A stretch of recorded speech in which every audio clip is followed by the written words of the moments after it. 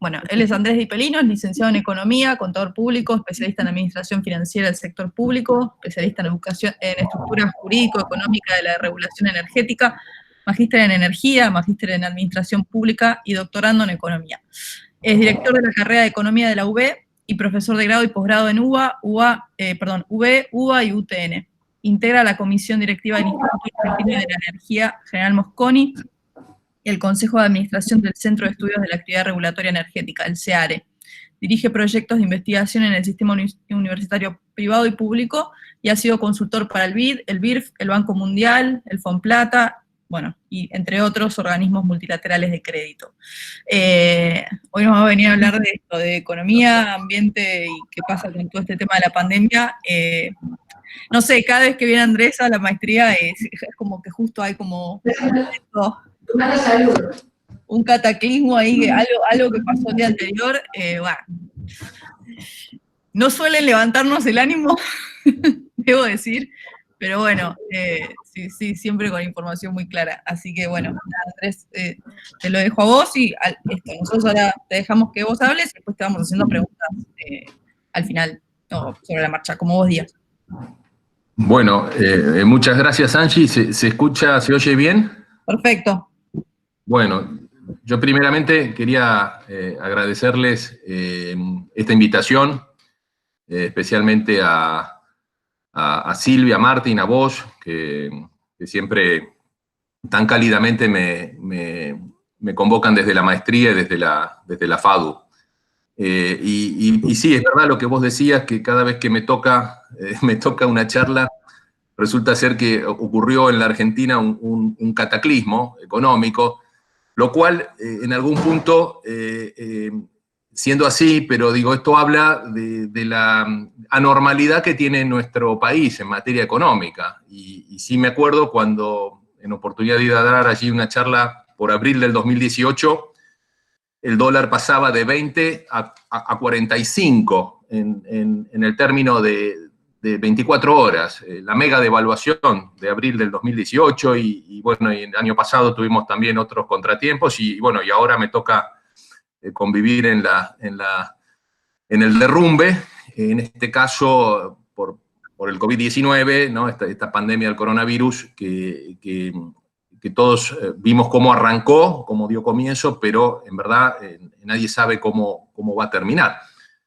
Por lo tanto, mi charla, mi presentación apunta en verdad no a contarles todo lo que ustedes ya saben y conocen, sino por ahí más bien, y eso después podemos conversarlo a continuación, qué es lo que uno debiera ver o qué es lo que se podría esperar, ¿no es cierto?, en términos de escenarios. Yo creo que más bien me tomo unos breves minutos para simplemente encuadrar la problemática y después por ahí podemos empezar a conversar sobre lo que pueda llegar a ocurrir en los próximos meses.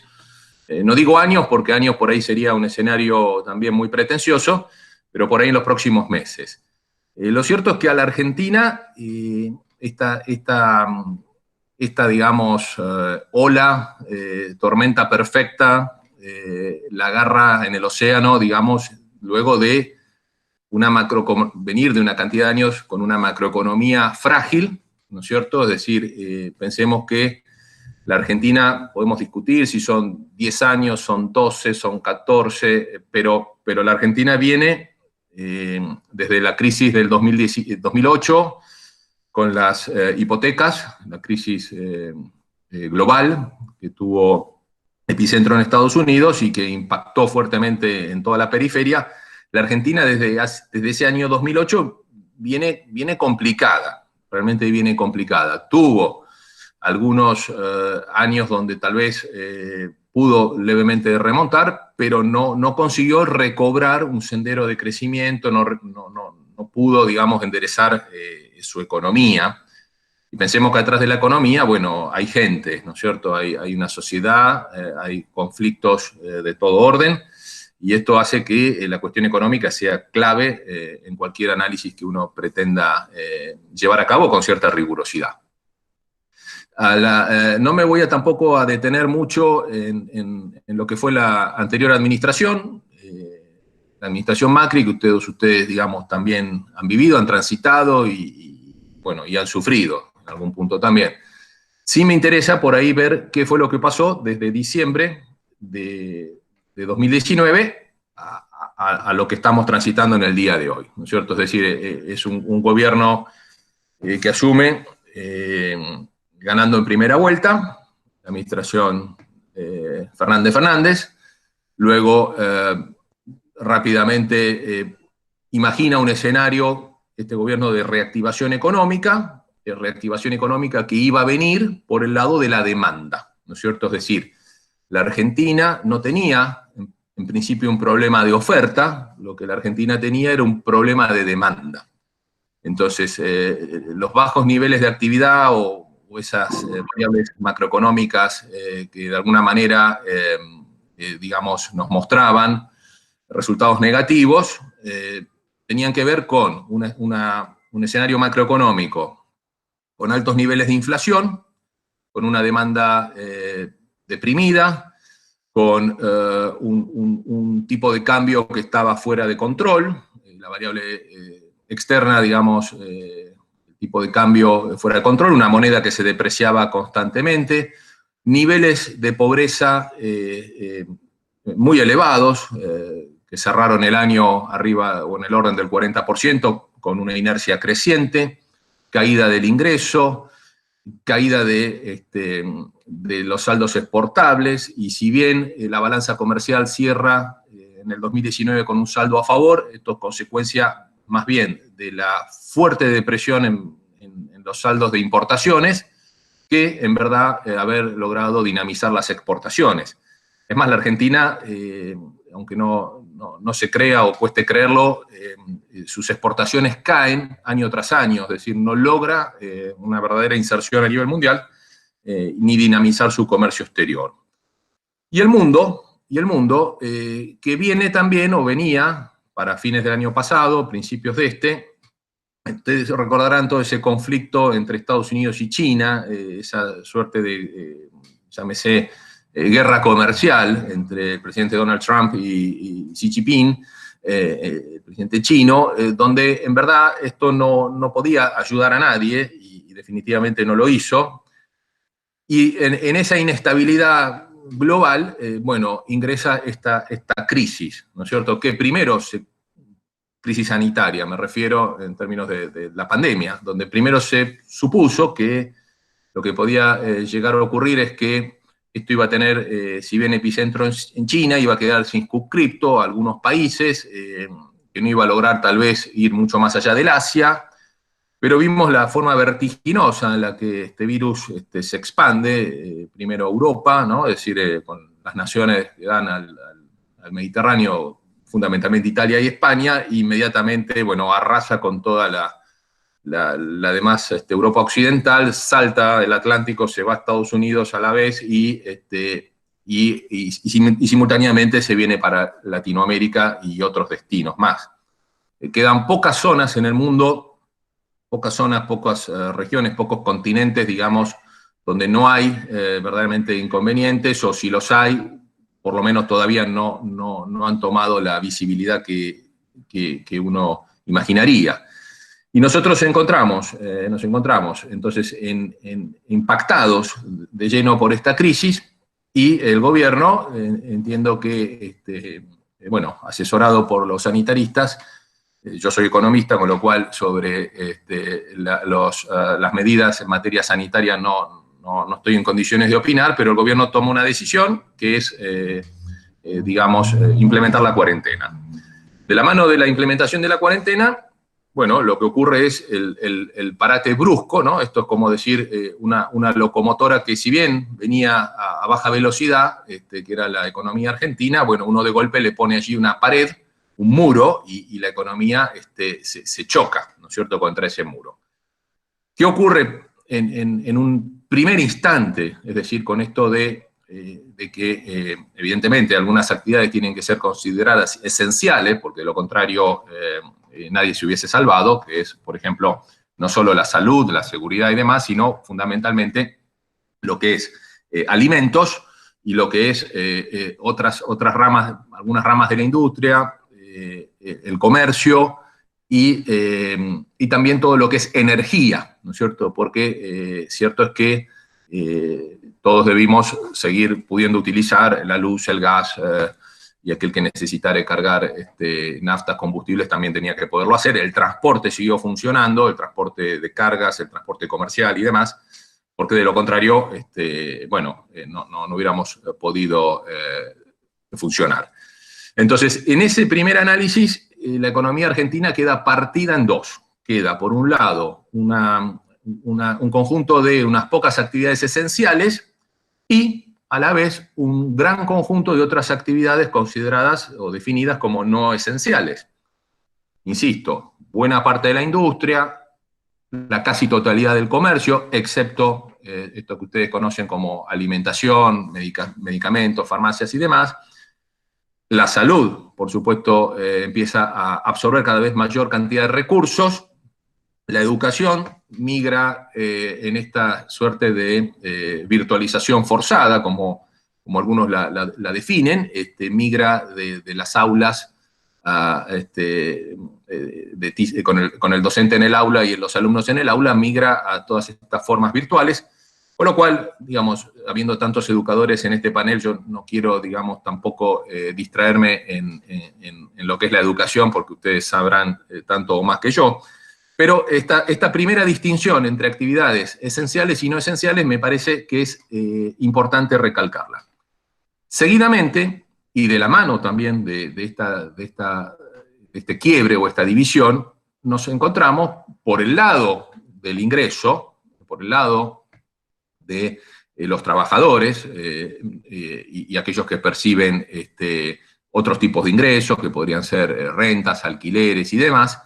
Nos encontramos también en un nuevo quiebre que no conocíamos, porque queda de un día para el otro una cantidad inmensa de personas, que definiríamos en millones, sin ningún tipo de ingreso, Y otros, afortunadamente, quedamos, o podemos decir que si estamos vinculados, por ejemplo, a la educación o a alguna actividad de las esenciales, pudimos, o el trabajo en la administración pública, en el sector público, pudimos mantener un ingreso. Entonces ahí se presenta un segundo problema, es decir, una inmensa cantidad de gente que queda, repito, sin ningún ingreso, con lo cual el Estado va a tener que salir a asistir o a hacer algo, y por el otro lado, gente que, si logra mantener esos ingresos nominales que venía, incluso en algún caso, hasta puede darse una situación, fíjense la contradicción,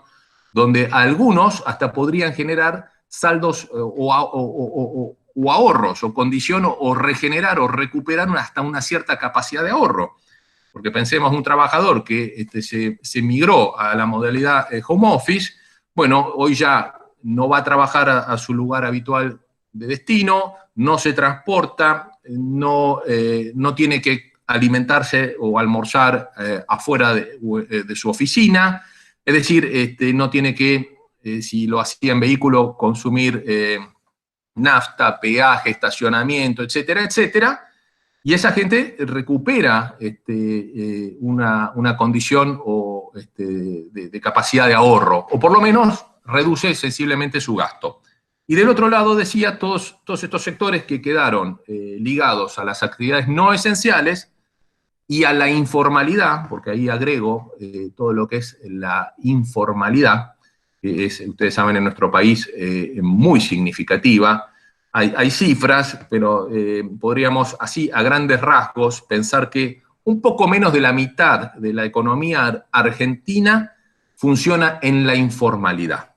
Y la informalidad significa tener dinero en mano, es decir, todo lo que es una actividad comercial, todo lo que es servicios, todos esos trabajadores que iban y venían del conurbano, lo que es el servicio doméstico, lo que es la changa, lo que es, todo lo que es actividades que de alguna manera están ligadas al cuentapropismo, de un día para el otro quedaron sin ingreso. Entonces, el Estado se encuentra con esta situación, que es dramática, y tiene que salir a hacer algo. Y salió a hacer lo único que podía hacer, que es salir con un auxilio económico, Es decir, ahí aparece IFE, ahí aparece una serie de medidas que se van tomando rápidamente, impedir que ciertos sectores despidan trabajadores, cargarlos con multas o pretender, digamos, se sostiene la doble indemnización.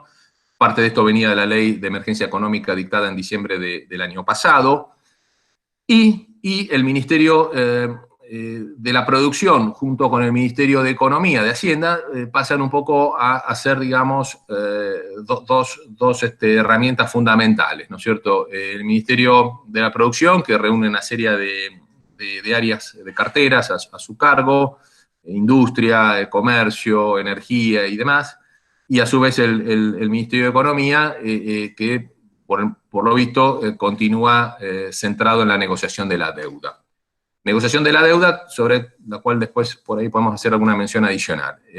Me vuelvo a lo que es la parte, digamos, productiva. Lo que se busca es, de alguna manera, inyectar todos los fondos que sean necesarios para, primero, satisfacer necesidades básicas, es decir, indispensablemente alimentación, a todos estos sectores que perdieron su ingreso, repito, de un día para el otro, es decir sectores bajos, claramente, y los más pobres que tenemos y que están centrados en buena medida en ese segundo y tercer anillo del conurbano bonaerense.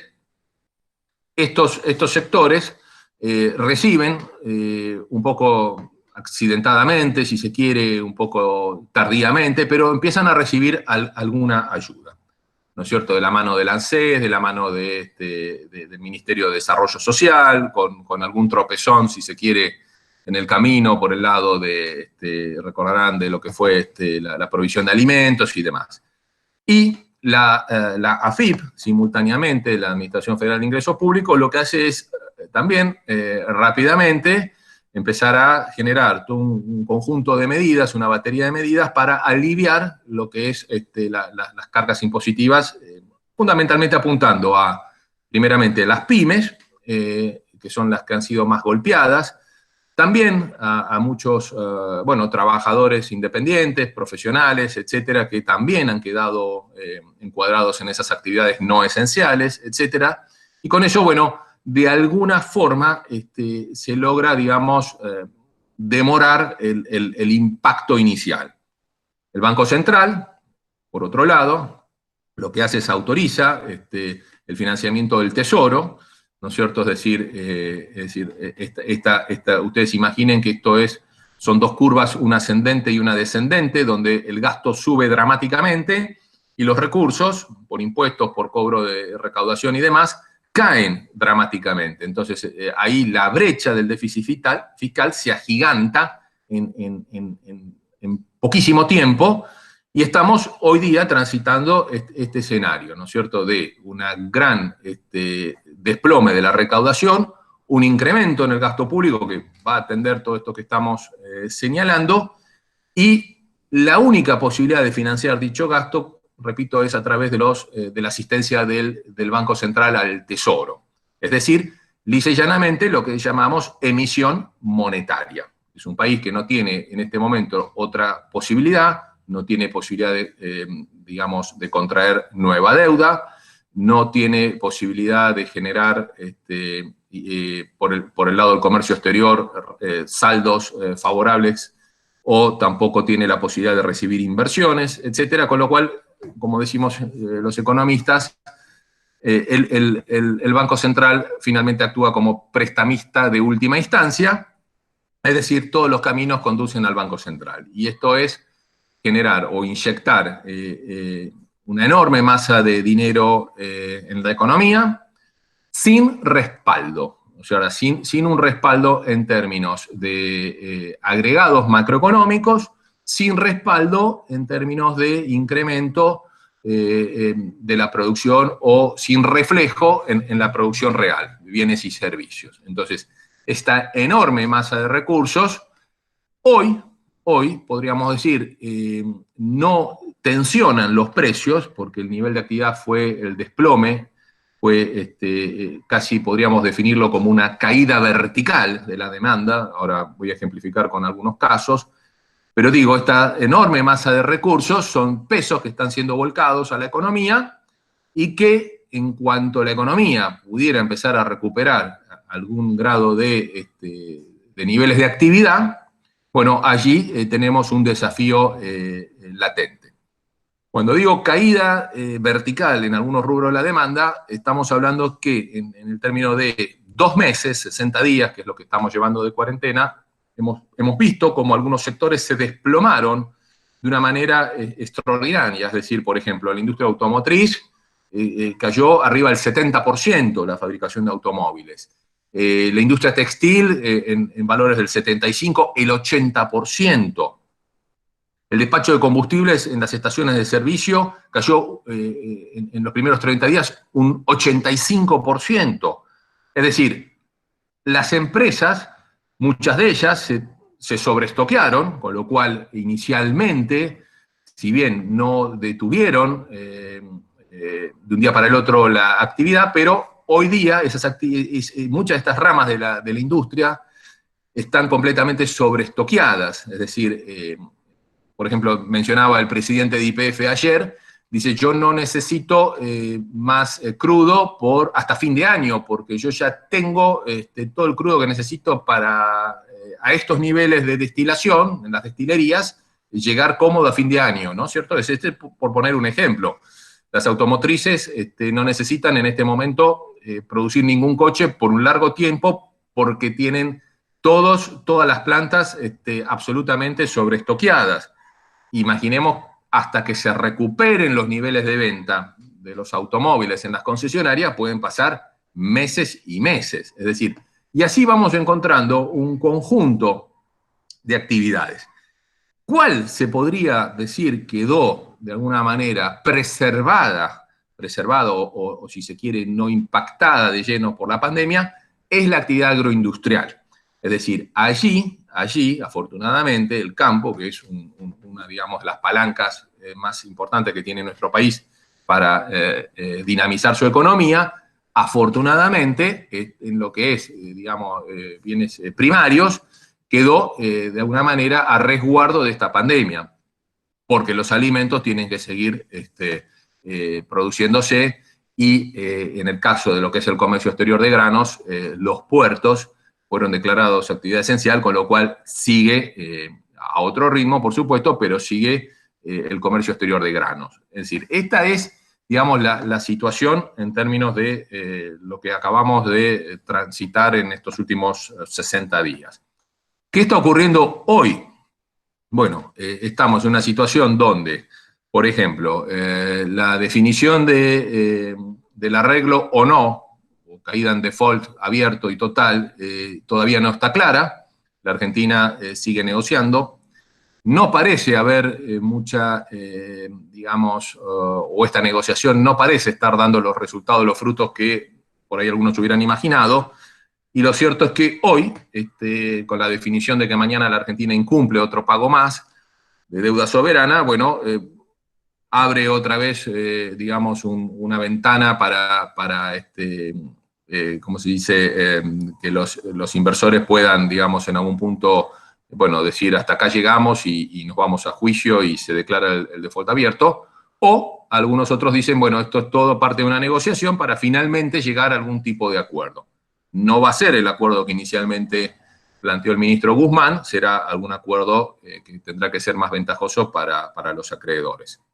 Eso por un lado. Por otra parte, lo que vemos también es la imperiosa necesidad de empezar a reabrir de alguna manera la economía, como muchos así lo manifiestan, porque no es estas cuarentenas, en términos, digamos, de sostenibilidad en el tiempo, no son fácilmente, como se dice, conducibles. Es decir, no se puede, más allá de la angustia que podamos tener todos encerrados en nuestras casas, no puede quedarse el país en estas condiciones por mucho tiempo más. Fíjense lo que está ocurriendo en otros lugares del mundo. Para bien, para mal, las cuarentenas se están flexibilizando, se están empezando a reabrir. las economías y no se sabe, en verdad, si habrá o no rebrotes del virus o qué daños esto pueda traer. Le ha impactado por igual a todos, aún los países que dijeron, yo me desentiendo del virus, el virus es una pequeña gripe, el caso más dramático podría ser el presidente Bolsonaro en Brasil, aún así todo, siendo Bolsonaro un ferviente, digamos, paladín de que la economía brasilera siga funcionando, la economía brasilera está contrayéndose. El caso de Estados Unidos es evidente también, como el presidente Trump, que primero quiso hacer caso omiso a lo que los sanitaristas le mencionaban, tuvo que dar marcha atrás y pareciera ser como un autito chocador que va, ¿no? Para un lado, para el otro y nunca termina de definirse.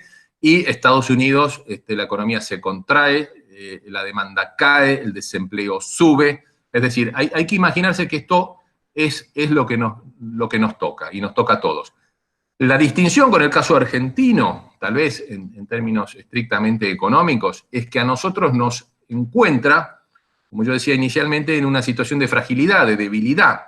Es decir, no éramos una economía robusta, no éramos una economía que venía creciendo o que venía sólida y que podía entonces inicialmente tener resto para aguantar, como algunas naciones europeas. Es decir, pongo por ejemplo Alemania. La señora Merkel tiene espaldas para aguantar. Es decir, los alemanes, aún achicando y cerrando buena parte de sus actividades, pueden sostener, digamos, el nivel de demanda, pueden sostener, digamos, el ingreso, y pueden, por sobre todas las cosas, combatir o impedir que se te genere una enorme nueva masa de desocupados, de pobres. Cosa que evidentemente en la Argentina esto no está claro. Acá lo que está ocurriendo es que los índices de pobreza, las últimas mediciones, y seguramente la próxima lo va a reflejar todavía con más dramatismo, tenemos un segmento de la clase media baja, que es esta que yo mencionaba como tal vez la más golpeada, sectores medios bajos, que con lo que ocurrió han sido empujados, así digamos, por el precipicio, tirados, y estos van a ser los nuevos pobres que vamos a tener que volver a atender y que va a ser muy difícil, en verdad, poderlos regresar a los segmentos medios. Es decir, cuando nosotros veamos que el índice de pobreza se dispara de un 40% a un 50%, tenemos que tener claro que ese 10% que se incrementa eran sectores de clases medias bajas, que quedaron, digamos, de un día para el otro, o en cuestión de unos pocos meses, repito, incorporados a lo que se conoce como la pobreza en el país. Entonces, esta es la situación, el diagnóstico, ¿no es cierto?, el relato de los acontecimientos, y ahora lo que habría que pensar es por dónde la economía argentina podría salir para adelante. Yo entiendo que lo que tenemos que hacer es, por todos los medios, cuidar allí la actividad del campo, porque en definitiva es la que nos va a permitir, digamos, por un lado, es decir, sostener cierto nivel de actividad, generar o continuar generando saldos exportables. En el caso de la industria, lo que va a tener que, yo creo, es replantearse profundamente de alguna manera, la estructura económica argentina, es decir, lo que conocimos por ahí hasta acá, como funcionamiento de la industria, va a quedar, yo imagino, reconfigurado. Va a haber actividades que definitivamente no van a lograr recuperarse, otras podrán recuperarse más rápido. El comercio ya no va a ser lo que conocimos, probablemente el comercio, primero porque nos dimos cuenta desde nuestros propios hogares, nuestras propias microeconomías, que hay un conjunto enorme de cosas que antes consumíamos que tal vez ahora podríamos prescindir de ellas, ya podríamos no necesitarlas.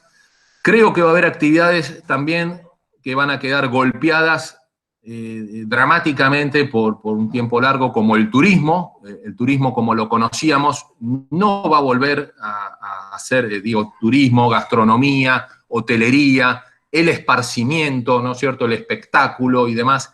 Todas esas actividades van a tardar muchísimo en recuperarse, las actividades deportivas, los espectáculos deportivos y demás.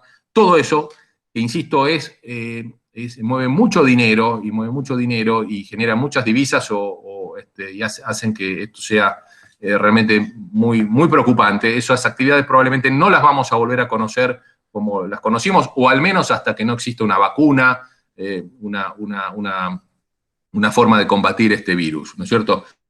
Y después, sí, lo que tenemos es una administración pública que también hemos descubierto que puede funcionar probablemente con muchos menos recursos de los que utiliza habitualmente. Entonces, allí, tal vez, en todos los niveles, en el nivel federal, provincial, municipal, los estados o la dirigencia política tenga una oportunidad también para repensar un sector público de otras características. Esto lo dijo el propio presidente Alberto Fernández, es decir, no lo invento yo. Dijo, esto tal vez sea la posibilidad de repensar o un nuevo punto de partida, ¿no es cierto?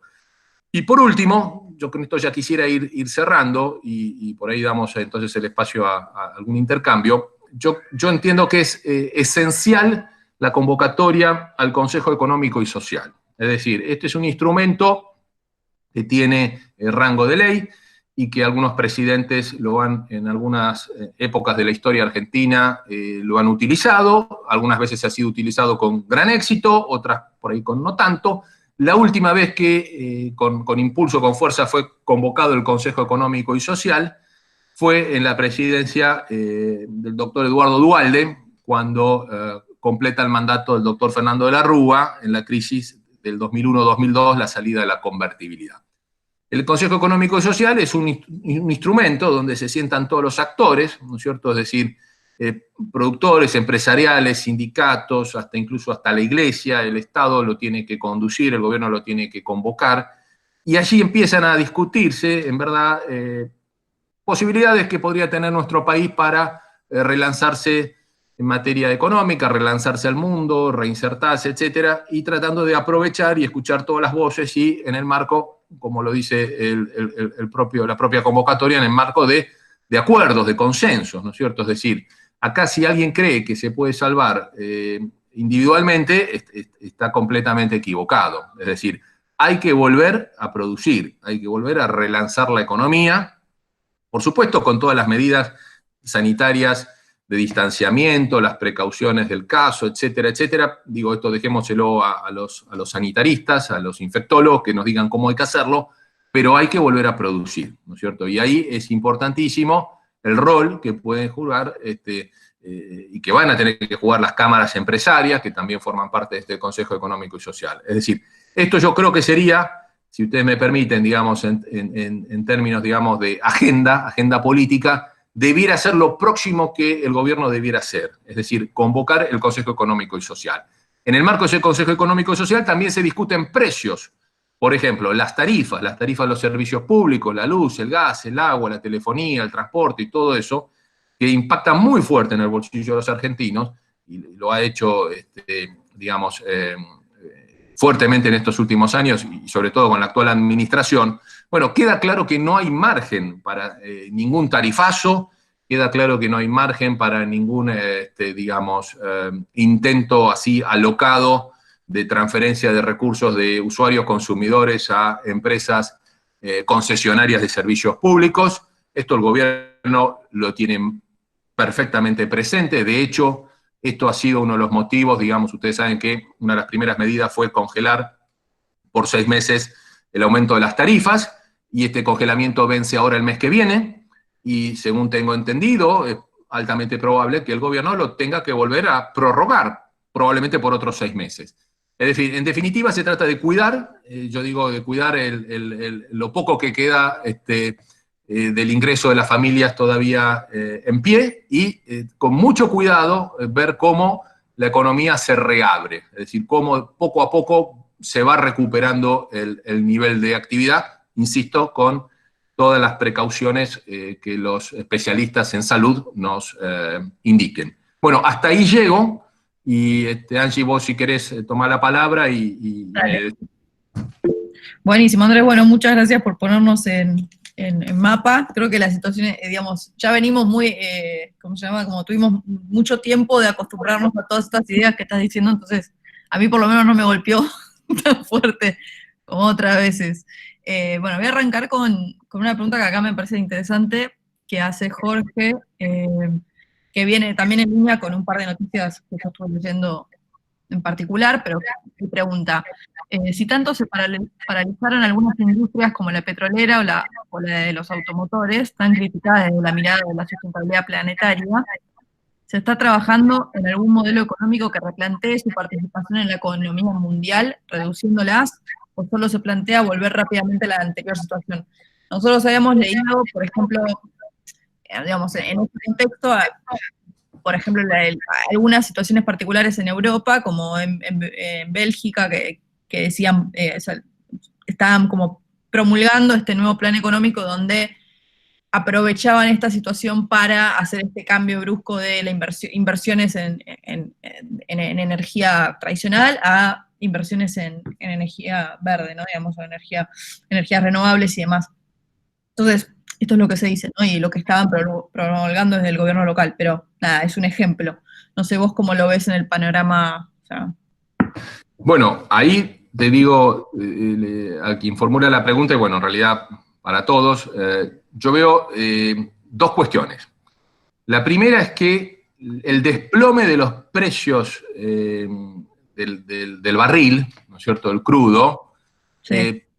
que sería objeto tal vez de otra charla mucho más extensa, pero vamos a quedarnos con esta idea de que el barril cae el precio vertiginosamente como consecuencia del desplome de la demanda, ¿no es cierto? Sí. Una oferta que se mantiene por lo general razonablemente estática y una demanda que se desplomó absolutamente, ¿no es cierto? Ustedes piensen como un dato, que lo que es el combustible de los aviones se lleva el 20% del despacho de los combustibles, las naftas ligeras, en el mundo. Entonces, con todos los aviones en tierra, solamente con eso tuvimos allí, y los coches detenidos en los garajes y sin circular, un desplome monumental, ¿no es cierto?, de la demanda. Pero al mismo tiempo, esto, como vos señalabas, abre posibilidades, porque, por un lado, fíjense lo que ha ocurrido. Los que son ambientalistas pueden fácilmente ver y seguir que la contaminación a nivel mundial se redujo extraordinariamente desde el inicio de esta crisis. Es decir, cómo al mismo tiempo podemos ir y tenemos, creo, que aprovechar esta oportunidad para mantenernos en una matriz o intentar movernos a una matriz energética más limpia. Yo creo que en este momento lo que se está pensando es más bien en recuperar los niveles de actividad. Si uno me pregunta, digamos, yo como conocedor, digamos, de los actores del sector energético, diría, en este momento están pensando en cómo recuperar niveles de actividad, de producción, de extracción, refinación, despacho y demás. No veo, con estos precios tan deprimidos, en este momento, posibilidades, oportunidades para que las energías renovables, fundamentalmente eólica y solar, puedan tener el espacio, la participación que todos quisiéramos y que en verdad se merecen. Solo podría ocurrir esto si los estados, los países, acuerdan, ¿no es cierto?, nuevas reglas, es decir, así como fueron los acuerdos de Tokio, donde después, bueno, inicialmente Estados Unidos adoptó una posición con el presidente Obama y después con el presidente Trump dio un giro de 180 grados. Yo creo que hay que volver a esas mesas para intentar aprovechar esta oportunidad y tal vez, en la medida de lo posible, volver a la carga con el tema de las renovables y con el tema del cuidado del medio ambiente. Pero esto va a requerir del apoyo de los estados. Y el problema es que los estados hoy han quedado fiscalmente muy dañados, muy golpeados. Es decir, por no decir, en algunos países directamente el fisco está quebrado. Con lo cual, hay que resolver esa contradicción. Esto no va a ser de un día para el otro. No, además justo, están como dijiste, rotos, y además tienen el foco puesto o sea, movieron el foco a otro lugar completamente diferente, digo. Los que estaban por ahí trabajando hacia algunas ideas relacionadas a esto, sí, yo coincido con vos que es como la anti-ventana de oportunidades, todo lo contrario. Bueno, a ver, no sé si alguien quiere hacer alguna pregunta a Andrés. Ahí tengo, perdón, a Graciela, que pregunta sobre alguna coordinación internacional. Sí. Bueno, yo creo que esto es absolutamente necesario, la coordinación internacional. De hecho, ha sido una de las grandes críticas de los analistas internacionales, mayormente sorprendidos porque el mundo no encuentra todavía, no encuentra esa coordinación. Y ahí lo que ocurre, ustedes saben que las coordinaciones únicamente pueden ser ejercidas a través de fuertes liderazgos políticos a nivel internacional. Y no está claro que los líderes políticos en este momento estén a la altura de las circunstancias. Es decir, si uno hace un recorrido por quiénes son los presidentes o primeros ministros de las naciones más importantes del mundo, verdaderamente no es auspicioso. Y las Naciones Unidas, que podría haber sido un instrumento, imagínense las Naciones Unidas hoy, donde en el Consejo de Seguridad de sus 5 miembros están sentados Estados Unidos y su presidente, China, digamos, acusada, bien o mal, de haber sido la generadora de toda esta tragedia, y está allí también Rusia, con el presidente Putin, ya también conocido en la arena internacional, el señor Boris Johnson por Inglaterra, que tuvo también sus tropezones en política doméstica, y el presidente Macron en Francia, tal vez de todos ellos el más lúcido en este momento. Pero eso no alcanza para tener una coordinación internacional que yo coincido con Graciela, absolutamente indispensable, ¿no es cierto? Sí. Sí, acá viste que sigue preguntando Graciela si nuevos acuerdos entre vecinos o de continente, bueno, son nuevas posibilidades, ¿no? que podrían darse. Bueno, en el continente americano, si queremos reducirlo incluso a Latinoamérica, estamos en problemas. Porque con solo ver lo que hizo el presidente Bolsonaro en Brasil, con solo ver lo que hizo el presidente AMLO en México, y con nuestros vecinos, no está fácil la situación. Y yo creo que ahí sí, también sería necesaria una cierta coordinación. Tenemos muchos instrumentos en términos de alianzas, de uniones, etcétera, de todo tipo en Latinoamérica, pero ocurre que la mayor parte de ellas están apuntadas a las cuestiones comerciales, con lo cual no hay en verdad una conducción en Latinoamérica, digamos, nítida. Y creo, y en esto coincidiría cualquiera que se hubiese dedicado a las relaciones internacionales, no queda otra alternativa más que sea Brasil quien pudiera liderar Latinoamérica por su envergadura, por su trascendencia. Y si nos referimos a la pandemia, yo preferiría que en este momento no siguiéramos las indicaciones del presidente del Brasil. Con lo cual, esa posibilidad yo por el momento la descarto. Me contento con que se pudiera hacer algo a nivel mundial, ¿no es cierto? Y después, bueno, en todo caso, Latinoamérica verá cómo engancharse. Sí, tal cual. Hola, quería hacer una pregunta. ¿Qué tal? Sí, hola. ¿Qué tal, Víctor? ¿Cómo te va? Muy bien. Buenas tardes. A mí me interesaría, porque fue bastante deprimente, pero bueno, de todo lo negativo hay que sacarlo. ¿Cuáles son las oportunidades que usted, las más principales oportunidades que ve para que haya un desarrollo económico después de la pandemia, con todo lo que tengamos que tener en cuenta de el contacto, toda la distancia? ¿Cuáles serían las oportunidades, las pocas oportunidades que pueda prever después de la pandemia? Bueno, a ver, la que va a ser, digamos, y debiera ser el motor inicial y natural es el campo, ¿no es cierto? Yo a eso le agregaría, lo sumaría con todas las economías regionales, esencialmente bueno, aquellas que pudieran poner algún valor agregado a la producción de bienes primarios, ¿no es cierto? Es decir, en lugar de exportar, por ejemplo, por decir algo, caña de azúcar, exportemos el azúcar.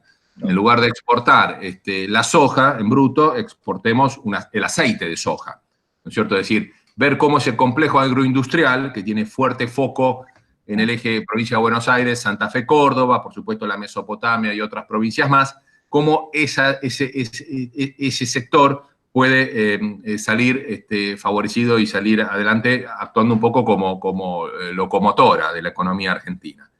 Al mismo tiempo, yo creo que también lo que hay que hacer es repensar de alguna manera la estructura productiva industrial de bienes y servicios, porque allí tendríamos que apuntar, y algunos sé que ya están trabajando y conocen de esto mucho más de lo que pueda yo decir, están trabajando en ver en qué nichos a nivel mundial nuestra industria podría hacer, digamos, obtener, digamos, alguna ventaja comparativa y competitiva, ¿no es cierto? Esto no se hace de un día para el otro.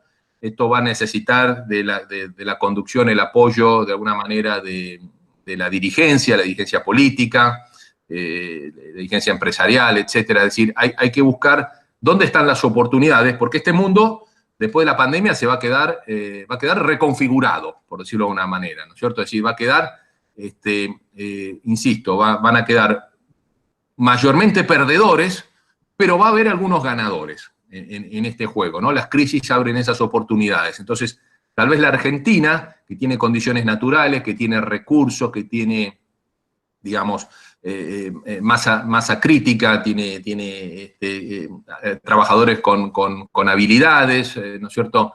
Que incluso, fíjense ustedes, hasta estudiantes nuestros de la universidad que van y ganan olimpiadas en Harvard, por decir algo, ¿no es cierto? Es decir, tenemos todo eso y creo que habría que aprovecharlo, habría que darle un impulso, naturalmente, desde el Estado, porque estos actores a veces solos no consiguen despegar, pero yo creo que ahí hay una oportunidad.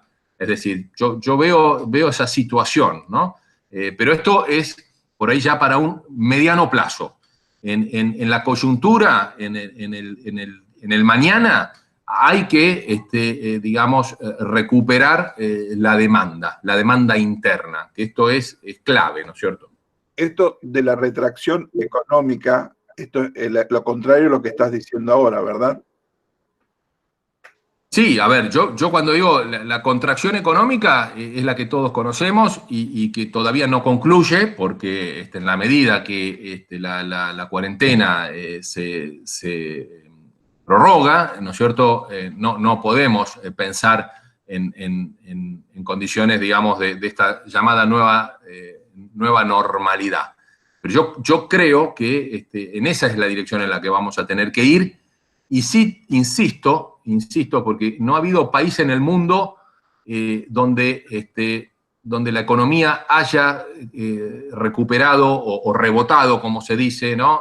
Sin una clara y definida participación del Estado, ¿no es cierto? Es decir, acá no podemos pensar en un laissez-faire al estilo siglo XVIII. No, eso no va a ocurrir.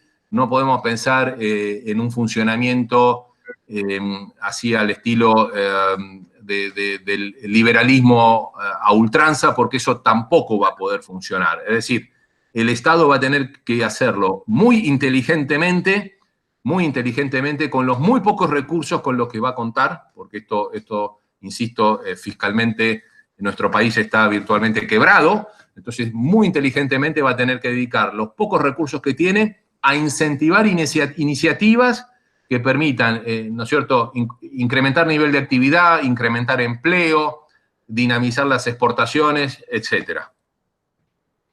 Y esto de la llamada, disculpe, última pregunta, esto de la llamada del Consejo Económico y Social, pluripartidario, digamos, es lo que se suele decir, llamar a los mejores de los mejores para encontrar un camino, ¿verdad? Sí, a ver, yo me ilusiono, pero tal vez es un poco ingenuo de mi parte, pero yo me ilusiono siempre en pensar que a la Argentina le faltó una nueva generación del 80, ¿no es cierto? Es decir, la que conocemos a través de los historiadores. Nuestro país no tuvo, desde aquella generación del 80 brillante, que puso a la Argentina entre los primeros 5 países del mundo, ¿no es cierto?, con un producto per cápita superior al de Estados Unidos de Norteamérica. Digo, fíjense de lo que estamos hablando, ¿no? Yo tal vez soy demasiado pretencioso, pero yo insisto en que la Argentina debiera, a través, no sé si únicamente de un Consejo Económico y Social, pero sí a través de acuerdos de sus dirigencias, no solo política, dirigencia empresarial, dirigencia sindical, todas las dirigencias debieran estar allí sentadas, ver si podemos tener ese relanzamiento al estilo de lo que fue la generación del 80 en su tiempo, ¿no? Esto, insisto, los países que pudieron hacerlo tuvieron un desarrollo extraordinario, una dinamización de su economía, de sus sociedades fantástica. Y nosotros todavía no encontramos ese rumbo. No sé si esta pandemia será o no la oportunidad, esto lo dirá la historia, pero yo creo que debiéramos hacer el intento. Gracias.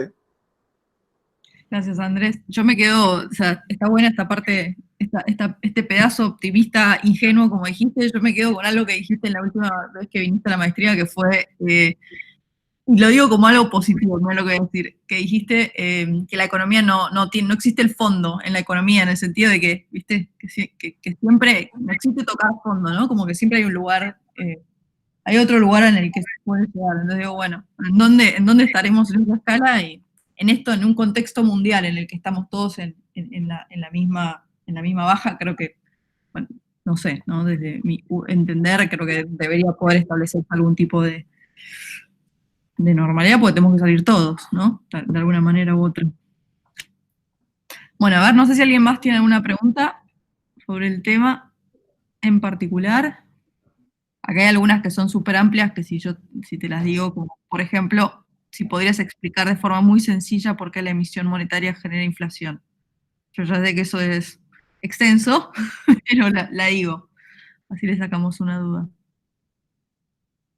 ¿Quieren que lo comente brevemente? Lo comento, no hay problema. Es decir, yo tengo una masa X de pesos en los bolsillos de las familias, ¿no es cierto? Y esos pesos equivalen al consumo de Y cantidad de bienes, ¿no es cierto? X pesos me permiten consumir Y cantidad de bienes. Si yo no modifico los Y cantidad de bienes y aumento los X, incremento X, entonces, ¿qué ocurre? Los precios suben, porque cuando esos pesos van a agarrar esos bienes, los productores de esos bienes inmediatamente incrementan sus precios. ¿Hasta qué? Hasta lograr el nuevo equilibrio.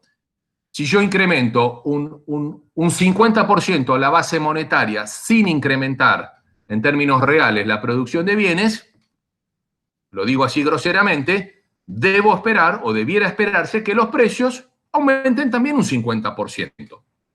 Ahora, esto dice la teoría. Si lo traemos al caso que hoy nos toca, la Argentina, en el medio de este coronavirus, a fines de mayo de 2020, yo digo, ese traslado al precios no va a ser inmediato. O sea, fíjense ustedes cómo el índice de inflación último que mide el INDEC se desplomó respecto de los índices que veníamos registrando meses anteriores.